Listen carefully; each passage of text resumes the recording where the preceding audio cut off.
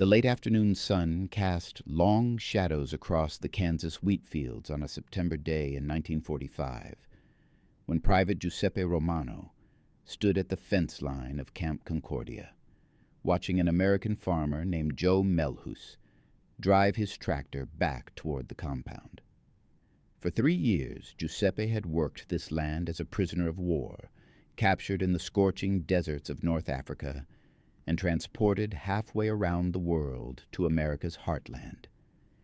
Now, with the war officially over and repatriation ships waiting in New York Harbor, he faced the most difficult decision of his life. Behind him lay the barracks of the POW camp. Ahead stretched the rich farmland of a country that had become more familiar than the one that called him home. The war had ended, but Giuseppe's battle had just begun. A battle not against enemies, but against the weight of an impossible choice. If you're enjoying this deep dive into the story, hit the subscribe button and let us know in the comments from where in the world you are watching from today.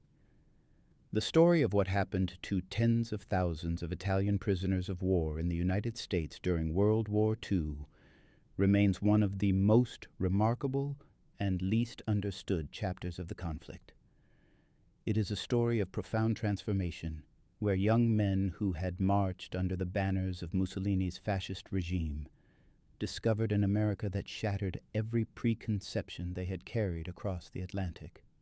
It is a story of abundance meeting scarcity, of propaganda colliding with reality, and of human connections that transcended the boundaries of war itself.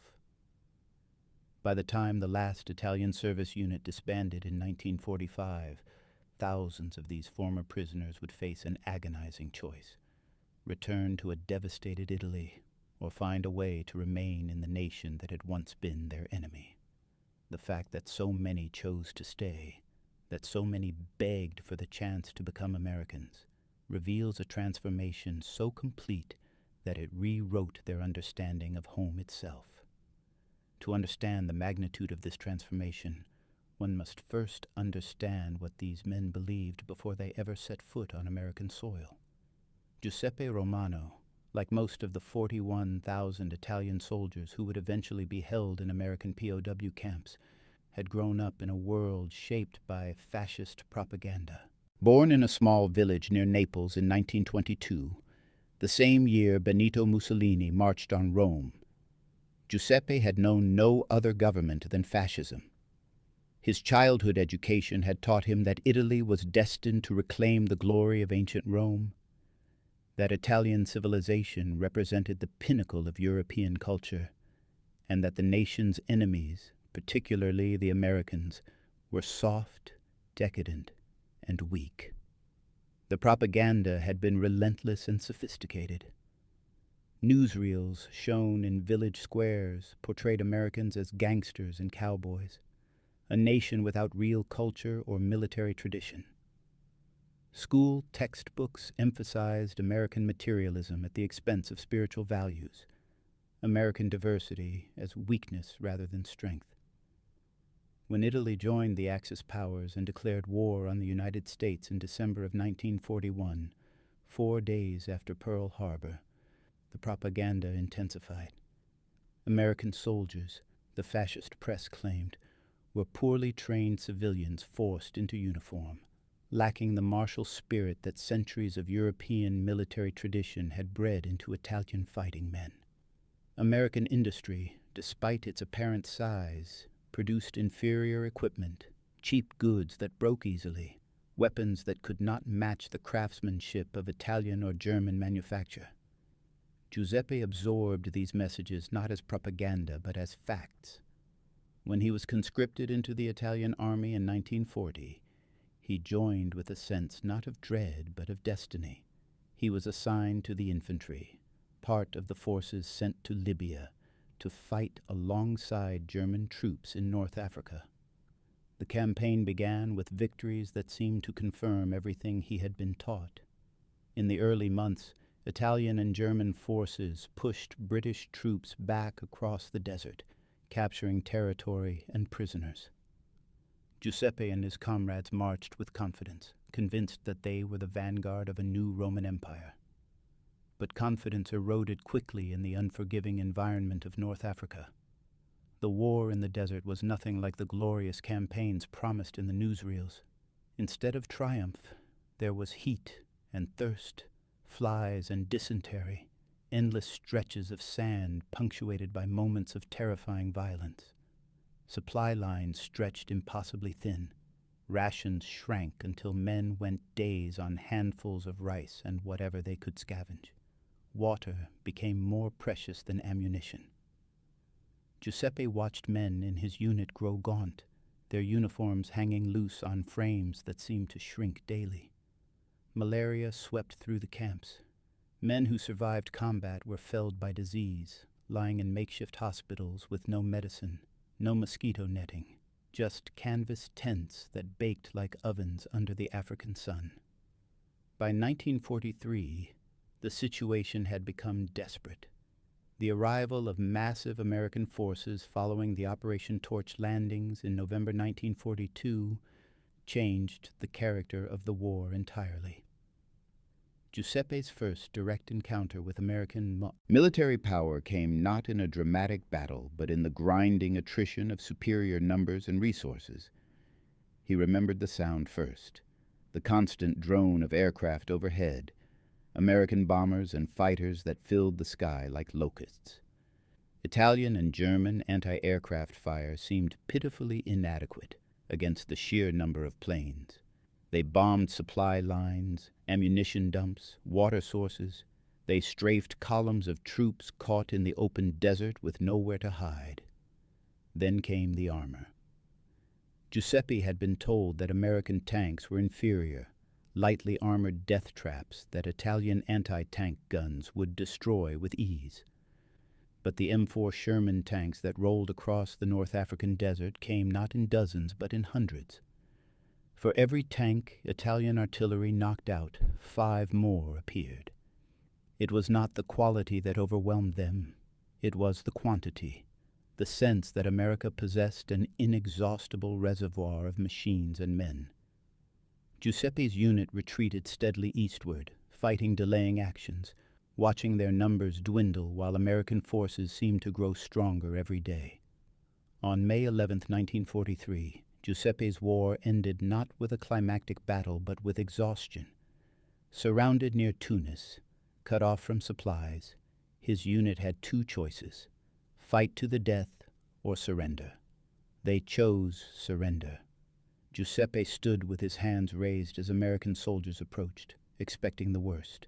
He had been told that Americans took few prisoners, that they were savage in victory, that captured Italian soldiers faced mistreatment or worse. Instead, the American soldiers who took his rifle and searched him for weapons seemed almost bored by the process. They formed the prisoners into columns, gave them water from American canteens, water that tasted impossibly clean and fresh, and marched them to a holding area where other captured Italians sat in the shade of American trucks, eating from tin cans. The food was Giuseppe's first indication that everything he had believed might be wrong. The Americans gave them sea rations, prepackaged meals that came in small tins. Giuseppe opened his with hands that shook from hunger and stared at the contents: meat and beans, crackers and cheese, candy and cigarettes. He had not seen this much food in a single meal for months. Around him, other prisoners were opening their rations with the same stunned expression. Some ate slowly, savoring each bite. Others devoured the contents so fast they made themselves sick. An American soldier watching them laughed, not cruelly, but with something that looked like pity, and brought over more rations, stacking the tins in front of the astonished Italians. This was not how prisoners were supposed to be treated. This was not how the propaganda had described American captivity. Giuseppe tried to reconcile what he was experiencing with what he had been taught, and found he could not. He had expected cruelty and found abundance. He had expected contempt and found indifference bordering on kindness. As he sat in the North African sun, eating American food and drinking American water, the first cracks appeared in the edifice of belief that fascist propaganda had constructed in his mind. But North Africa was just the beginning of Giuseppe's education. The real revelation would come when he was loaded onto a transport ship bound for the United States. For weeks, he and thousands of other Italian prisoners crossed the Atlantic, packed into the holds of vessels that pitched and rolled through seas that seemed determined to drown them. Many men were sick for the entire voyage, unable to keep down the food the Americans provided. Giuseppe spent the crossing trying to imagine what awaited them. America was a mystery, a land he knew only through propaganda films that portrayed it as both fabulously wealthy and morally bankrupt, a nation of skyscrapers and slums, of jazz music and gangsters, of technological marvels built on spiritual emptiness. When the ship finally docked in New York Harbor in late May of 1943, Giuseppe climbed onto the deck with the other prisoners to catch his first glimpse of America. The sight of the Statue of Liberty rising from the water struck him with unexpected force. He had seen pictures of the monument in propaganda materials that mocked American ideals of liberty, while Italians suffered under fascism. But seeing it in person, massive and somehow solemn against the morning sky, stirred something in him that the propaganda had not prepared him for. Around him, other prisoners stood silently, staring at the statue in the city beyond, at buildings that climbed higher than seemed possible, at a harbor filled with ships of every size and description. They were transported by train across the American continent, a journey that would take days and expose them to the vastness of the country that had defeated them. Giuseppe pressed his face to the windows as the train rolled west, watching America pass by mile after mile. He saw cities that seemed to go on forever, industrial complexes that stretched to the horizon, farmland so vast and flat it made his home village seem impossibly small and cramped. He saw automobiles everywhere, so many cars that he stopped trying to count them, and roads paved and perfect unlike the dirt tracks he knew from Italy. He saw warehouses bursting with goods, train yards packed with freight cars, farms with machinery that made Italian agriculture look medieval by comparison. Other prisoners shared his astonishment. A man from Sicily kept repeating that he had never imagined this much space existed in the world.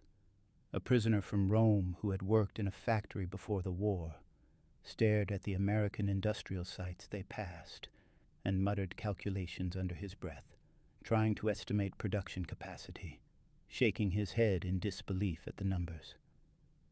An older soldier, a veteran of the First World War who had believed the stories about American weakness, sat in stunned silence for most of the journey, occasionally whispering that they had been lied to, that everything they had been told was lies.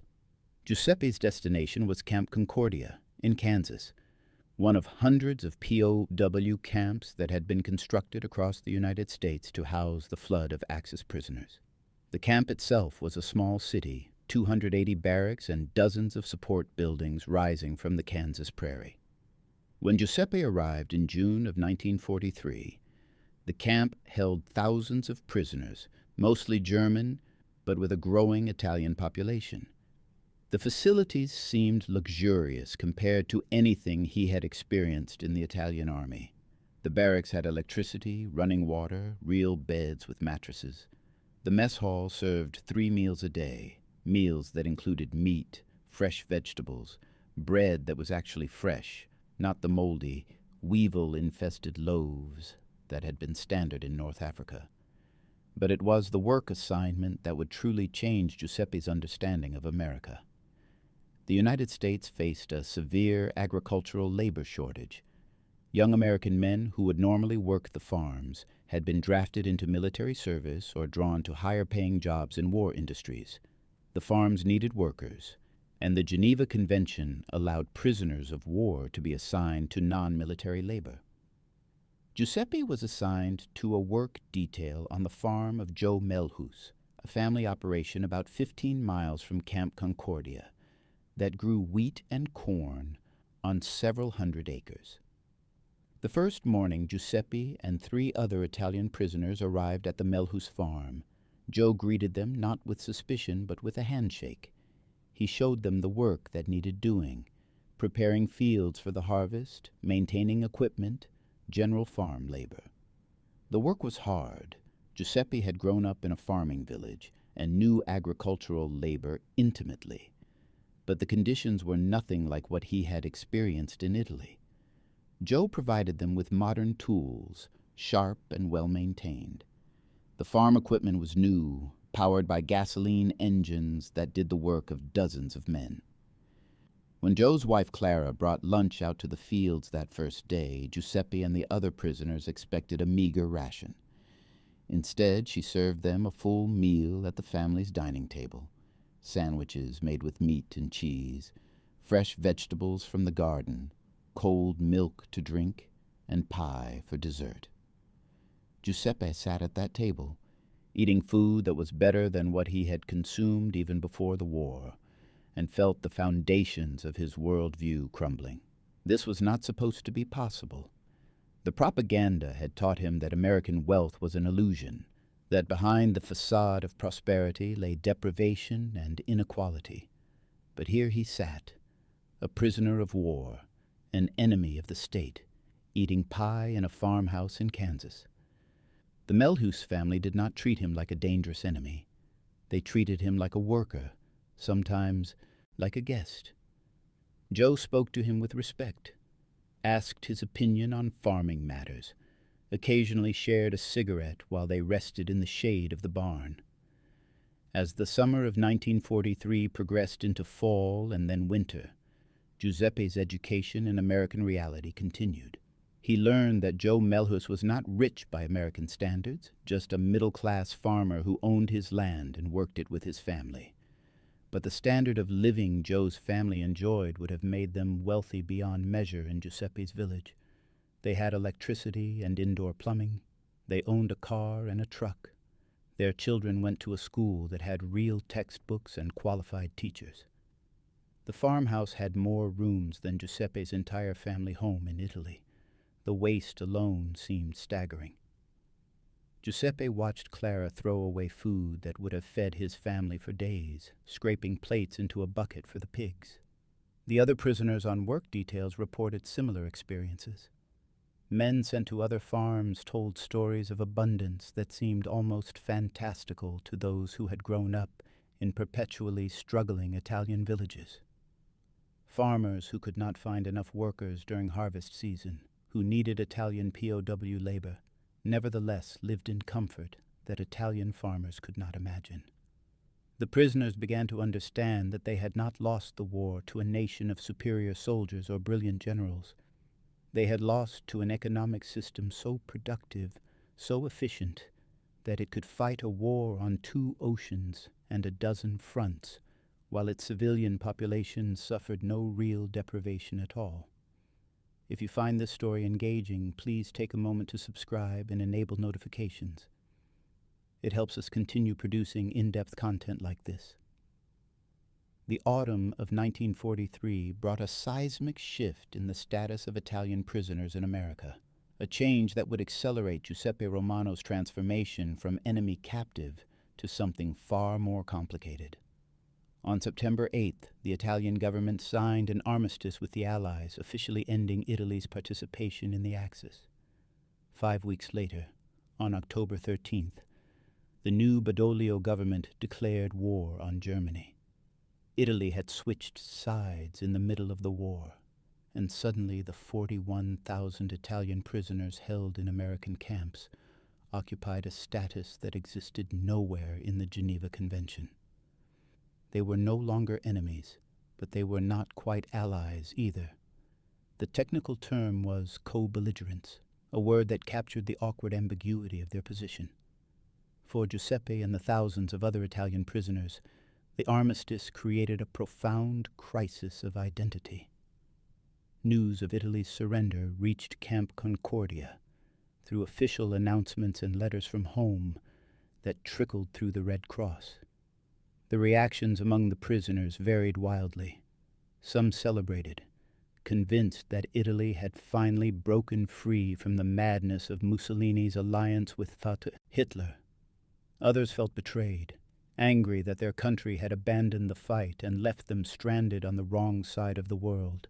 A few hardcore fascists raged against what they saw as treason, insisting that true Italians must remain loyal to Mussolini's puppet government in northern Italy.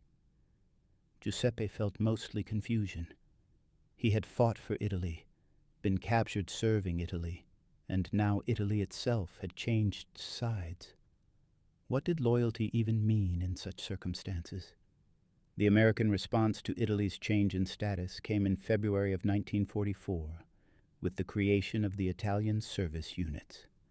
These units, organized under the United States Army Service Corps, offered Italian prisoners an opportunity that seemed impossible just months earlier: the chance to work cooperatively with the American military, earn wages, and enjoy freedoms that regular POWs could never access. But joining an Italian service unit required more than simply signing up. Prisoners had to volunteer, undergo screening by military intelligence to root out fascist sympathizers, pass physical and mental examinations, and formally denounce fascism by signing an oath of allegiance to the new Italian government. The decision to volunteer created divisions within the prisoner population that sometimes turned violent. The approximately 5,000 prisoners who refused to join the ISU, whether out of continued fascist loyalty or simple refusal to cooperate with former enemies, were separated from the volunteers and sent to isolated camps in Texas, Arizona, Wyoming, and Hawaii. These men would spend the rest of the war in conditions similar to German POWs, confined behind fences with minimal freedom. But for the 45,000 who chose to volunteer, nearly 90% of all Italian prisoners in America, joining the ISU represented something more profound than a practical decision to improve their circumstances. It was an acknowledgement that everything they had believed about the war had been wrong. Giuseppe volunteered for the Italian service unit without hesitation. By the time the opportunity arose in the spring of 1944, he had been working on the Melhus farm for nearly a year. The propaganda that had shaped his worldview had been systematically demolished by daily experience. He had seen American abundance with his own eyes, lived it, eaten it, worked alongside it. The idea that Italy could have won a war against this nation now seemed not just unlikely, but absurd. America produced more in a month than Italy could manufacture in a year. American farms fed not just their own population, but supplied food to armies fighting across Europe and the Pacific. American factories built tanks and planes and ships so fast that the numbers seemed impossible, even when Giuseppe saw the evidence rolling past on trains. More than that, Giuseppe had formed genuine bonds with the Melhus family.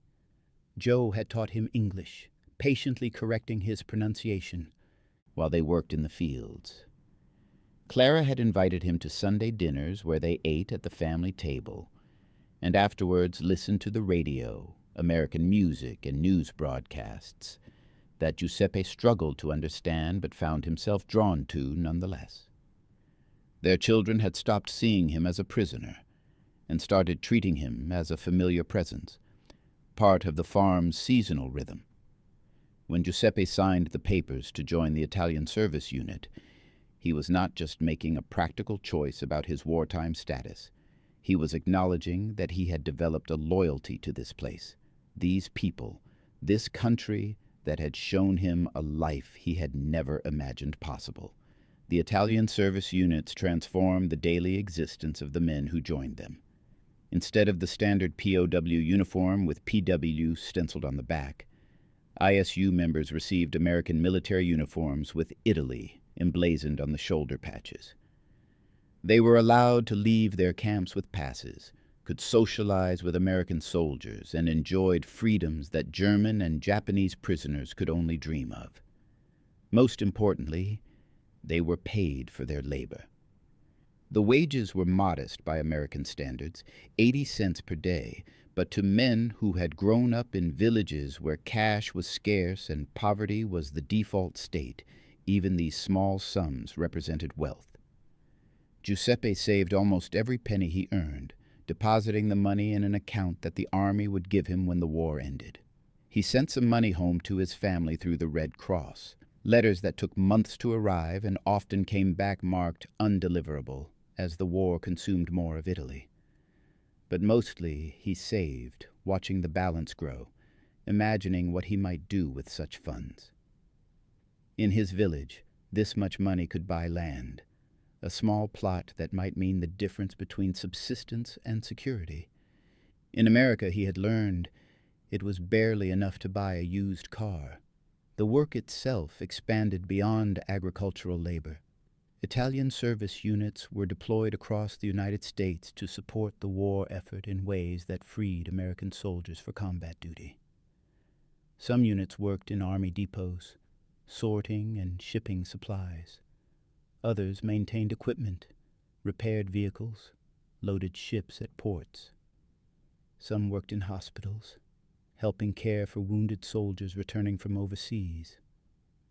Giuseppe remained assigned to agricultural work in Kansas, but other prisoners from Camp Concordia were sent to canneries during harvest season, processing vegetables for military rations.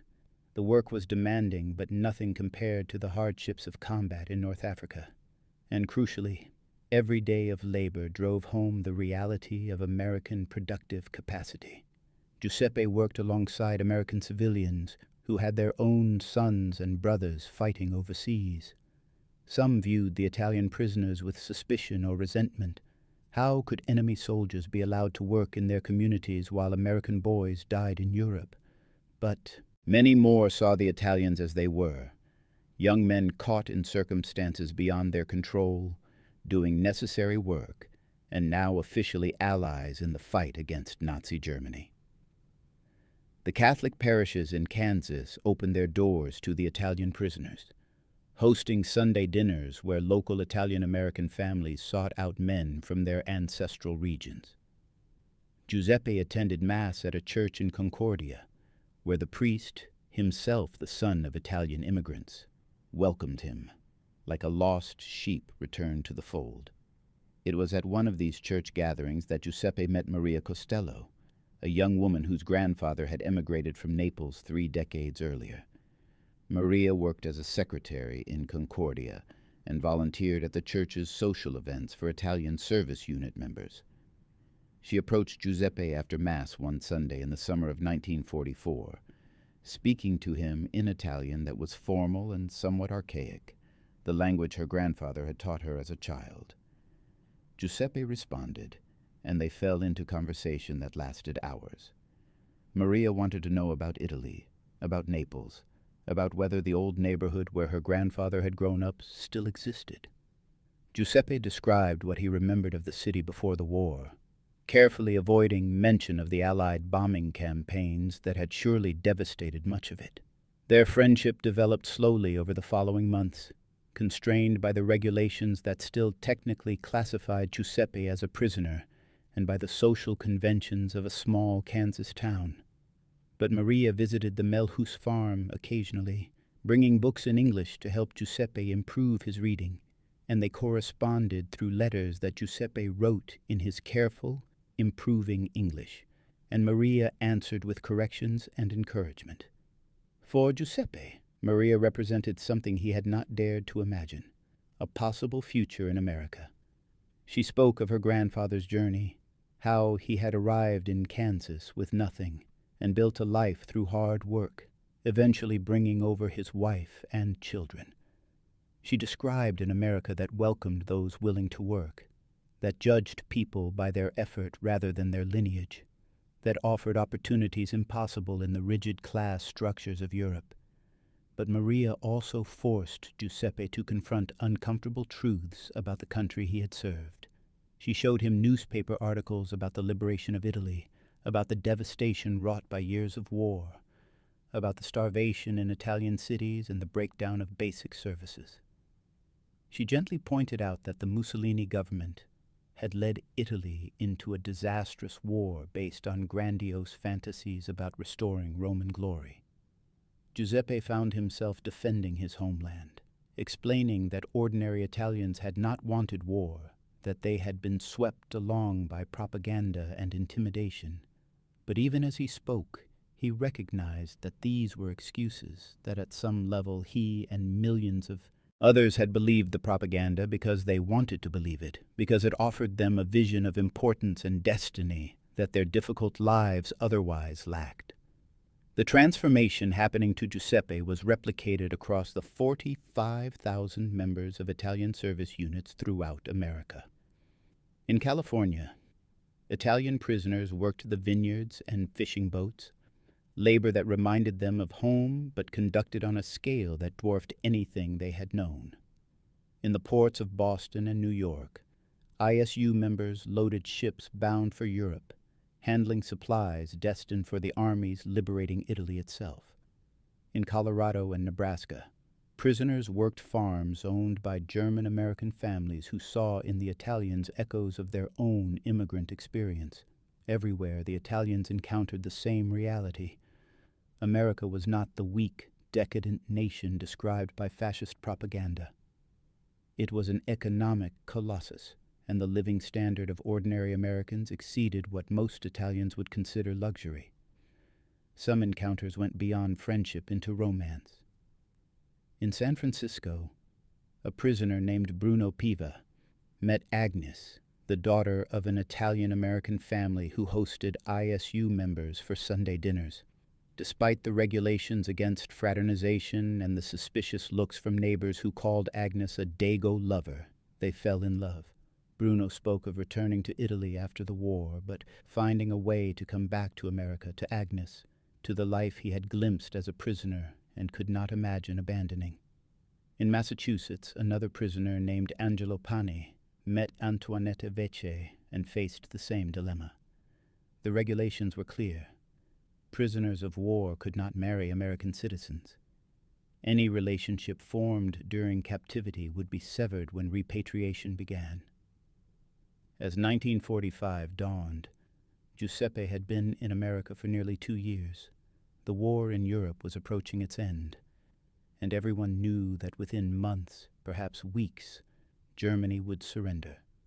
The Italian service units would be disbanded, and the prisoners would face repatriation to Italy. Giuseppe should have been overjoyed at the prospect of going home. He had not seen his family since 1940, had no idea whether his parents and siblings had survived the war. His village had been in the path of the Allied advance up the Italian peninsula, and the fighting there had been savage.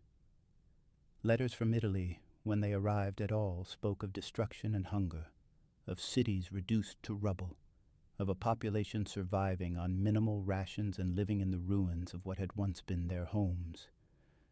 But Giuseppe found himself dreading the return.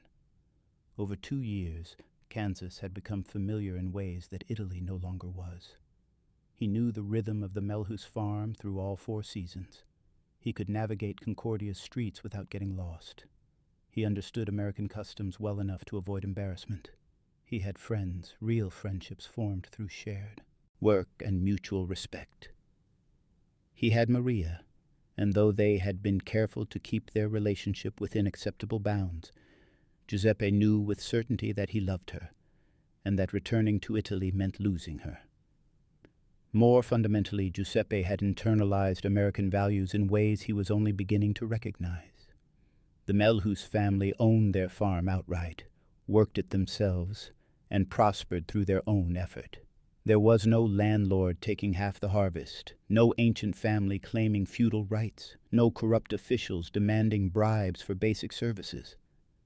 Joe Melhus was not rich, but he was secure, and that security came from a system that rewarded work and protected property rights. Giuseppe had grown up in a world where peasants would always be peasants, where social mobility was nearly impossible, where one's station in life was determined by birth rather than effort. America, he had learned, operated on different principles. A man could rise or fall based on his own choices, his own labor, his own decisions. The propaganda had called this cutthroat capitalism, but Giuseppe had seen it as opportunity.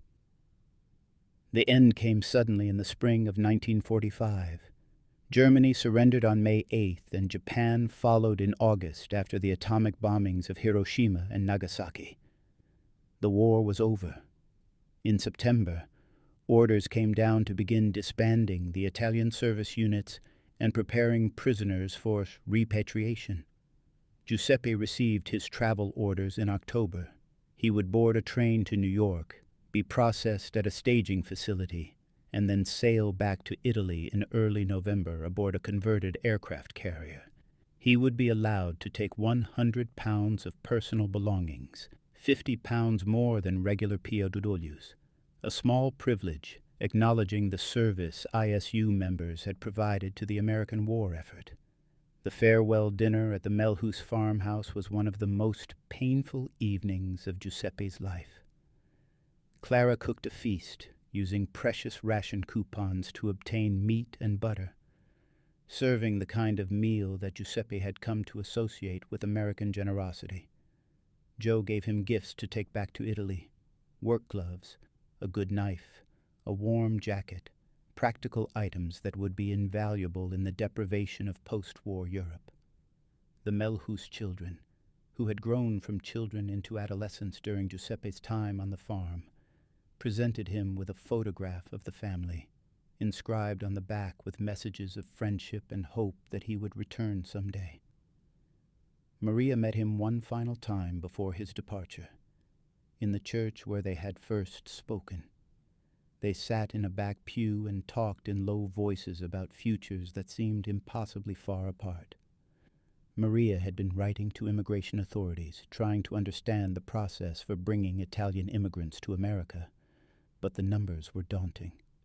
The Immigration Act of 1924 had set strict quotas, and Italy's allotment was minuscule, just a few. 1,000 per year. The waiting list stretched for years. Giuseppe could apply, but there was no guarantee he would ever receive approval. Even if he did, it might take a decade or more. They discussed marriage, the possibility that Giuseppe might return to Italy, wait the required time, and then Maria could travel to Naples, and they could marry there. It was not impossible.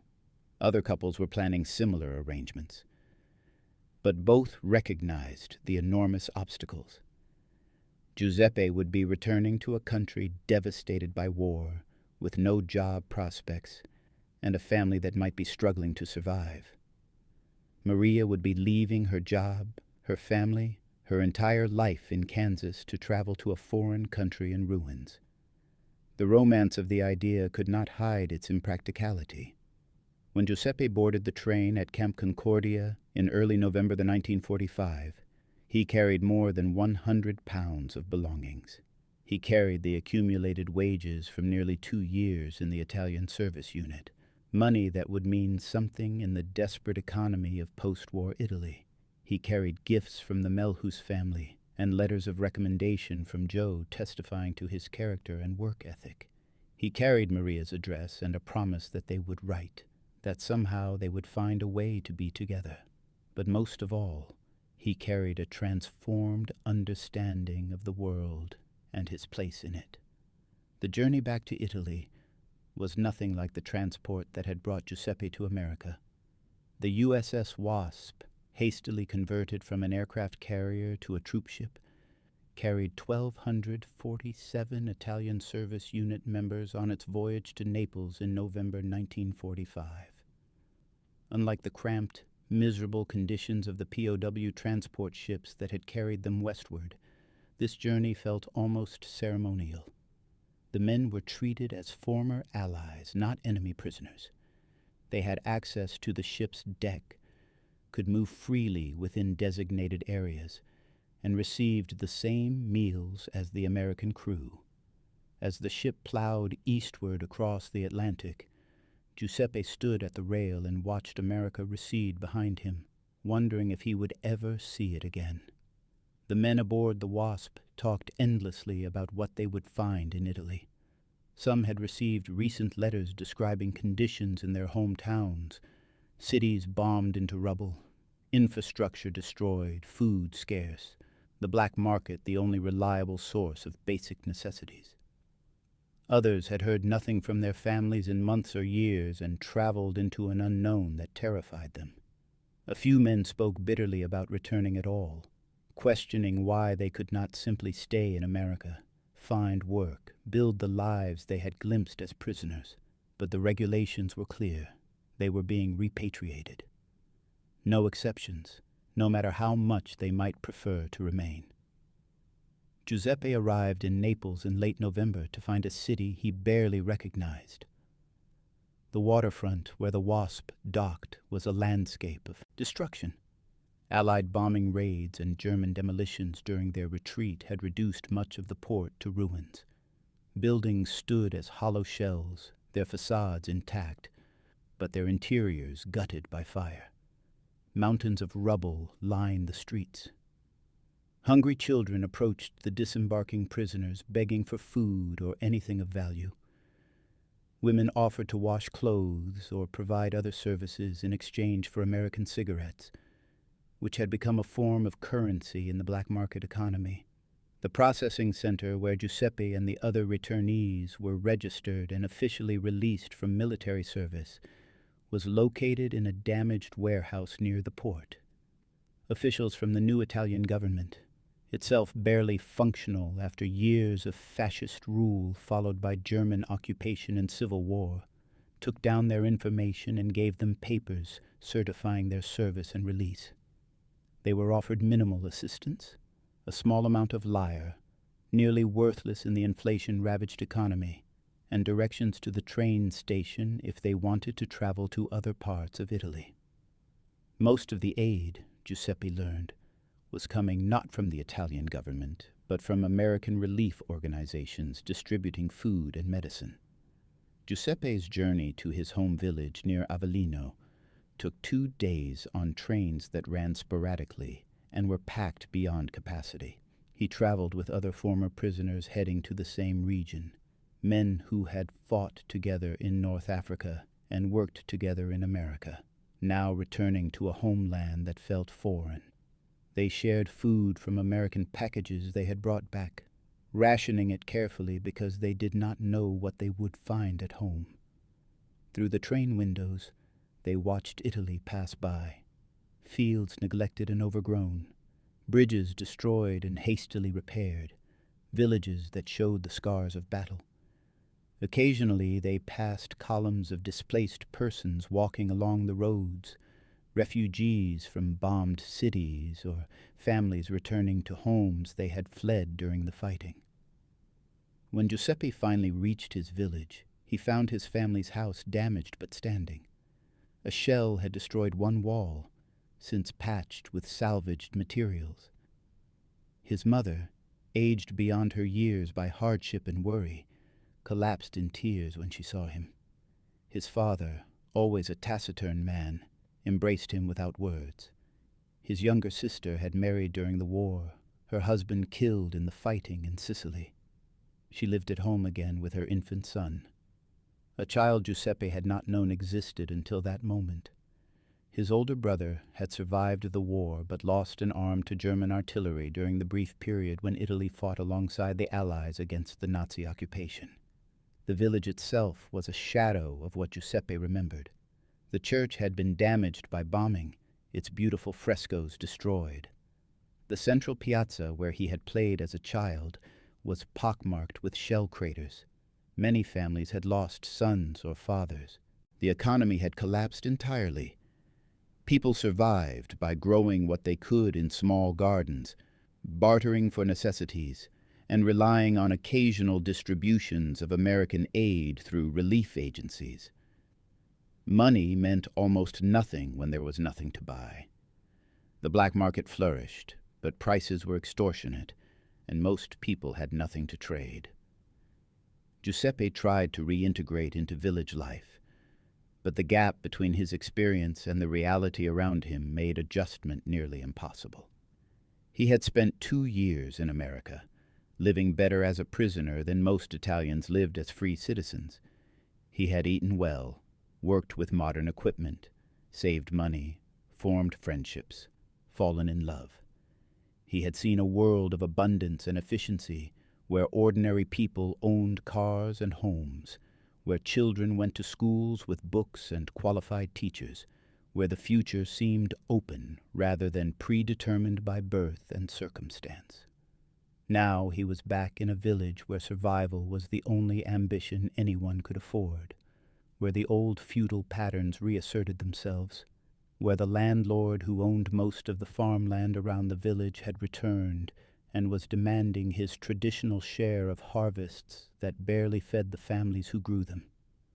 Giuseppe used his American wages to help his family, buying black market food and supplies that eased their immediate suffering. But the money, which had seemed substantial in America, disappeared with shocking speed in the chaotic Italian economy.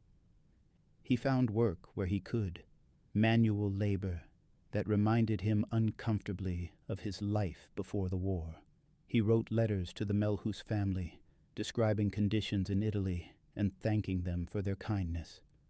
Joe Melhus wrote back, and soon packages began arriving.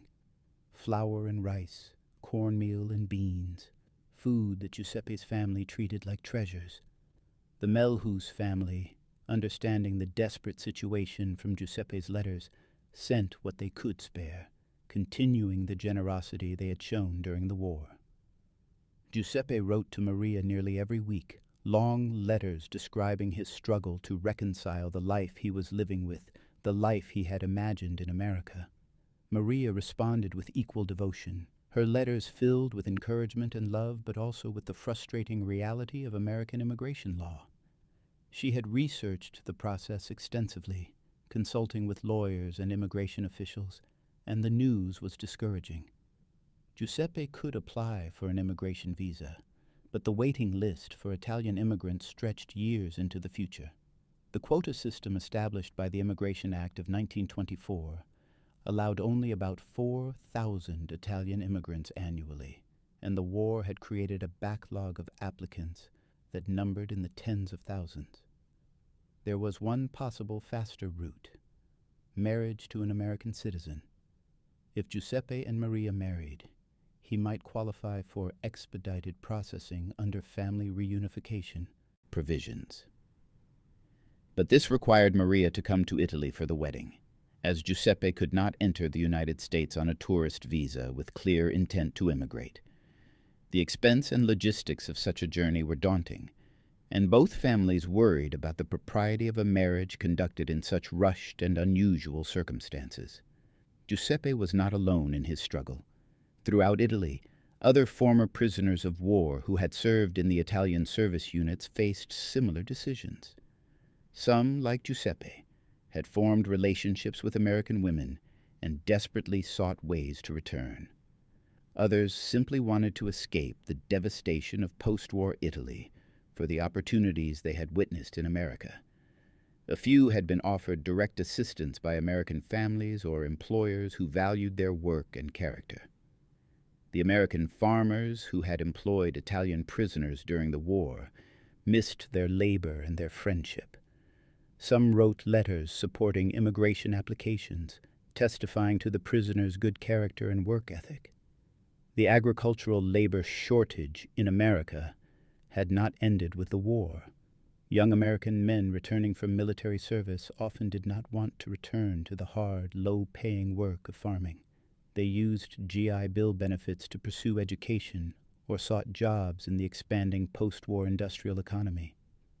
Farmers across the American Midwest and West Coast found themselves short of workers just as the post-war years began to boom. Some specifically requested that their former Italian POW laborers be allowed to return as legal immigrant workers. By 1947, 2 years after the war's end, Giuseppe had reached his breaking point. Life in his village offered no future he wanted to accept. The old patterns had reasserted themselves with crushing inevitability. Without capital or connections, he would remain a laborer on other people's land, probably for the rest of his life. His war service, his time in America, his transformed understanding of possibility, all of it meant nothing in the rigid social structure of rural southern Italy. Meanwhile, his correspondence with Maria and the Melhus family kept alive the tantalizing vision of another life, one where effort was rewarded and futures were built rather than endured. In the spring of 1947, Giuseppe made his decision. He would apply for immigration to the United States through every possible channel. He filed the standard application and took his place in the years-long queue. He secured letters of recommendation from the Melhus family, from the commanding officer of his Italian service unit, and from the Catholic priest in Concordia, who remembered him. He documented his work history and skills. But most crucially, he asked Maria to come to Italy so they could marry, betting everything on the hope that marriage to an American citizen would accelerate the process. Maria agreed without hesitation. She had been saving money for 2 years, setting aside a portion of her secretarial salary for this possibility. In August of 1947, she boarded a ship bound for Naples, a journey that reversed the one Giuseppe had made as a prisoner just 4 years earlier. They married in Giuseppe's village church, the same church where he had been baptized, in a ceremony attended by his family and what seemed like the entire village. The wedding was modest by American standards, but as grand as anyone in the village could manage. Maria wore a dress she had brought from America, and the guests marveled at its quality and style. Giuseppe wore the suit the Melhus family had sent him, the finest clothing he had ever owned. After the wedding, the bureaucratic struggle began in earnest. Maria returned to America, and Giuseppe submitted his application for an immigration visa as the spouse of an American citizen. The process, he was told, would take months at minimum, possibly more than a year. He would need to undergo medical examinations, security screenings, and interviews with American consular officials. Any problem with the paperwork could cause delays. Any hint of past fascist sympathies could result in denial. Giuseppe, who had denounced fascism to join the Italian service unit, and whose military record showed he had fought for Italy against the Germans, nevertheless worried that some bureaucrat might see his service in Mussolini's army and reject his application. The wait was agonizing. Giuseppe lived with his family, worked when he could find jobs, and wrote to Maria daily. She responded with updates on her efforts to expedite the process, meetings with congressmen and immigration officials, letters to anyone who might help. The Melhus family added their voice, writing to their representatives in Congress, describing Giuseppe's character and work ethic, vouching for him as a man who would contribute to America rather than burden it. In the spring of 1948, nearly 3 years after the war's end and 8 months after his marriage to Maria, Giuseppe received notification that his visa application had been approved. He was granted an immigration visa under the spousal provision, bypassing the years-long waiting list. He was to report to the American consulate in Naples for final processing, and then could book passage to the United States. The journey Giuseppe had thought impossible was suddenly, miraculously real. Giuseppe was not unique. Thousands of former Italian service unit members eventually found their way back to America through various routes.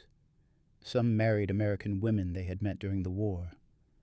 Others were sponsored by American employers who needed their skills.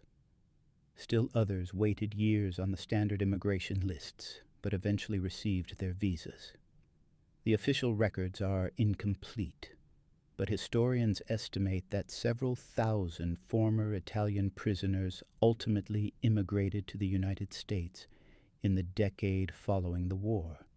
They settled primarily the regions where they had worked as prisoners.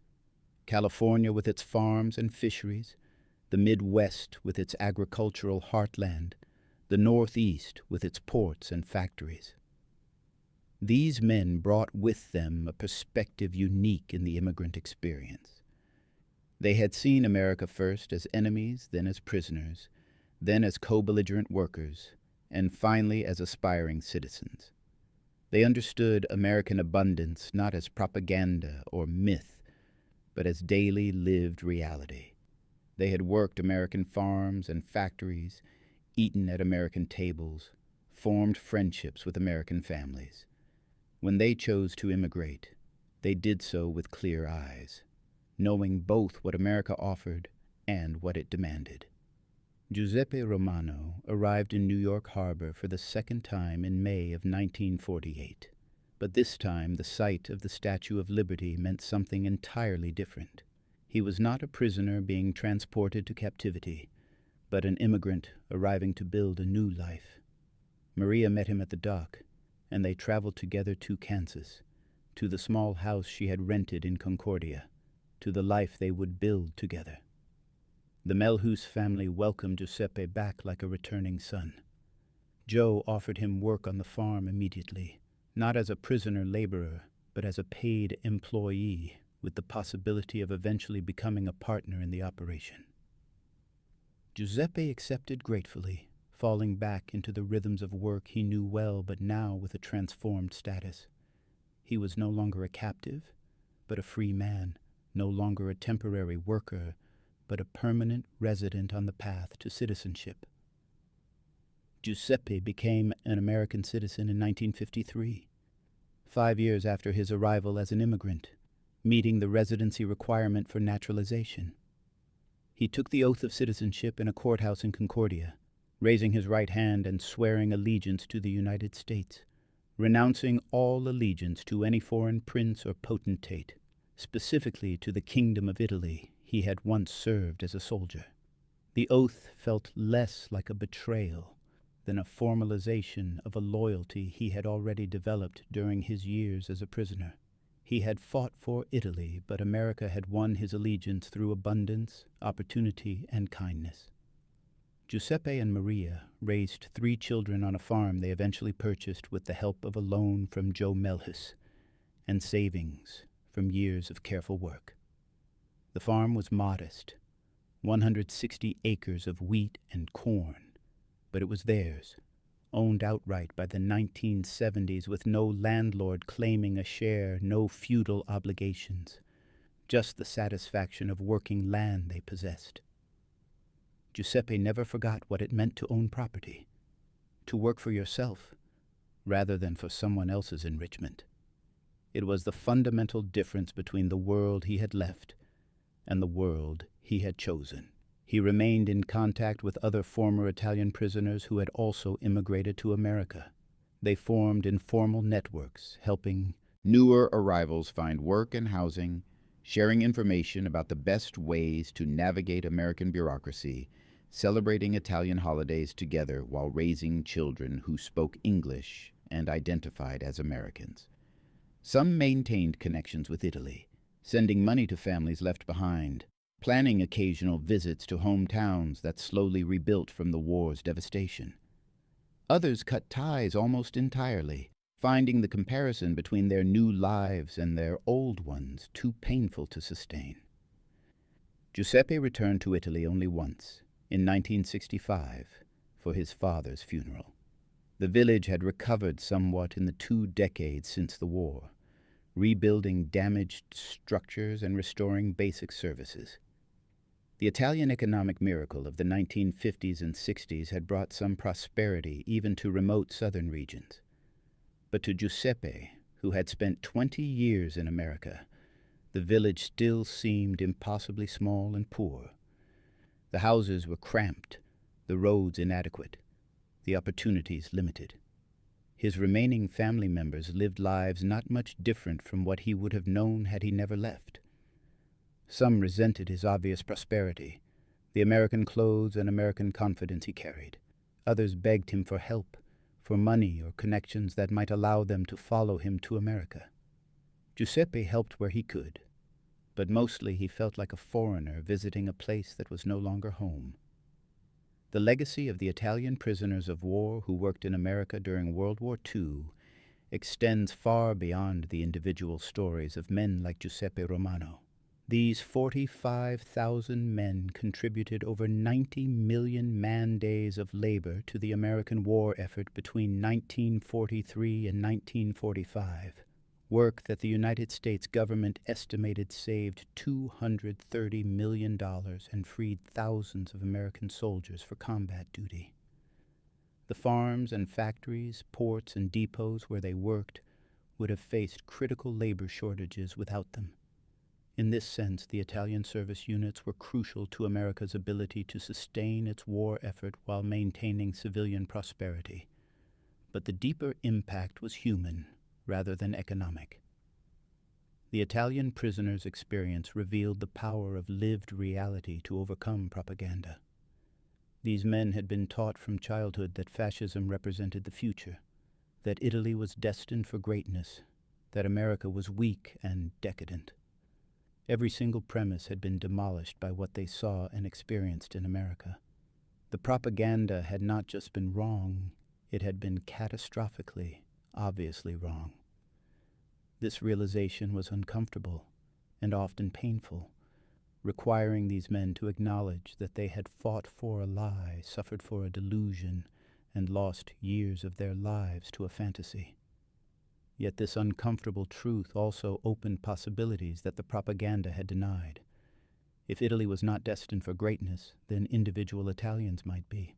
If America was not weak and decadent, then it might offer opportunities that fascist Italy never could. If the old European social structures were not inevitable, then a person might rise based on effort and ability rather than birth and connections. The Italian prisoners who eventually immigrated to America were voting with their feet, choosing opportunity over tradition, abundance over suffering, the future over the past. Their American children and grandchildren inherited this legacy without always understanding its full weight. Giuseppe Romano's 3 children grew up speaking English, attending American schools, living lives of middle-class comfort that would have seemed like impossible luxury to their Italian relatives. They knew their father had come from Italy and fought in the war, but the details of his experience as a prisoner seemed less important than his achievements as an American farmer. His grandchildren, born in the 1970s and 80s, saw him simply as Grandpa, an old man with a thick accent, who told stories about growing up in Italy, but who was as American as anyone else they knew. Giuseppe himself lived to see the fall of the Berlin Wall and the end of the Cold War, surviving to the age of 78 before dying of a heart attack in the summer of 1998. At his funeral, the church in Concordia was packed with family, friends, and members of the community who remembered him as a farmer, a neighbor, a man who had worked hard and lived honestly. Few people there knew the full story of how he had arrived in Kansas as a prisoner of war, how he had been transformed by American abundance, how he had begged to stay when the war ended, how he had fought to return and build the life they all took for granted. But Maria knew, and in her eulogy, she told the story that Giuseppe himself had rarely spoken about in full.